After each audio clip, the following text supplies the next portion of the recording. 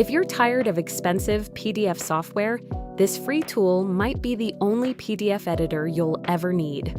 Just open any browser and search for I Love PDF, then open the website to access all of its document tools.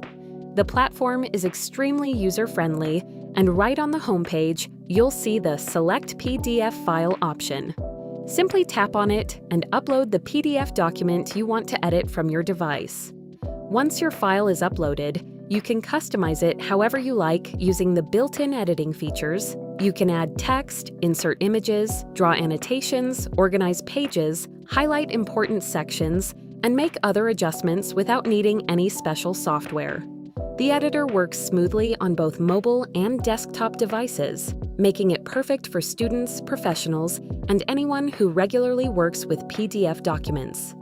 When your PDF is ready, simply tap on the Save Changes button. After the file is processed, click on Download PDF to save the final version directly to your device and start using it immediately.